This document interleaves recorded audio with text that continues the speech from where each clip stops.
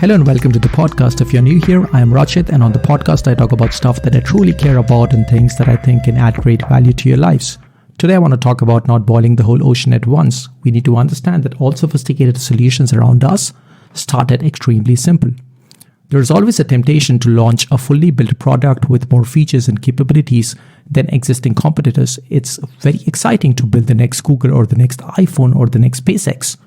This temptation is dangerous because even the most successful products in the market had simple beginnings.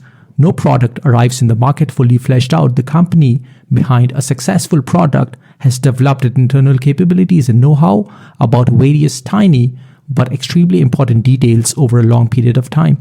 On day one, a startup simply cannot match such capabilities. Think of your favorite products, from the phone you use to the car you drive. The first version of such products was extremely simple. It's only after thousands of incremental advances that today these market-dominating products appear so marvelously sophisticated. Does it then mean that it's impossible to compete in an existing market? Yes, it's impossible to beat existing players if the aim is to compete with them head-on. Mature markets require mature products, and getting there takes time. If you make an attempt to build a sophisticated product in the first go itself, chances are that you will miss out many subtle but important details behind existing leading products dominating the market. There is also a risk of massive time and cost overruns during the development of a complex product. And after launch, because the product wasn't iterated in the market, early users are likely to get confused by the strangeness of design. Even if you get early adopters, all the feedback on the product, a million tiny nuances and misses, is likely to overwhelm your team.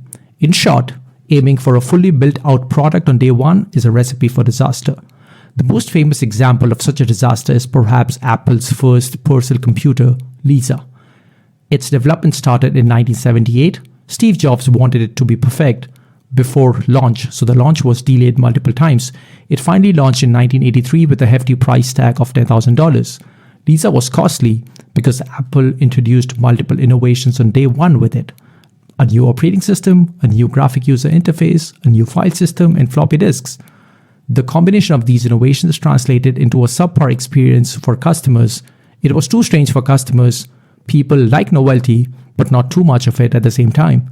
Hence, selling only 10,000 units, Lisa became Apple's biggest failure, nearly bankrupting them.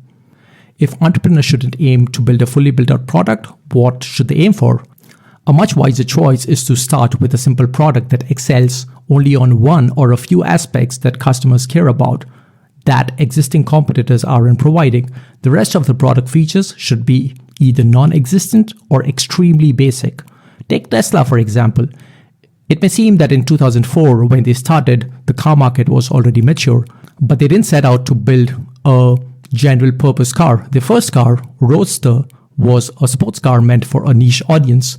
Their strategy was to gain experience in building a car for a very specific customer, the one who desired electric sports cars, before attempting to challenge the automotive industry giants.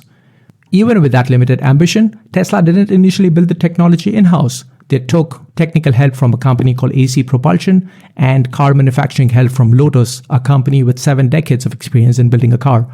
Even after all the help, it took Tesla 4 years, from 2004 to 2008, and multiple prototypes to launch the first version of the Roadster.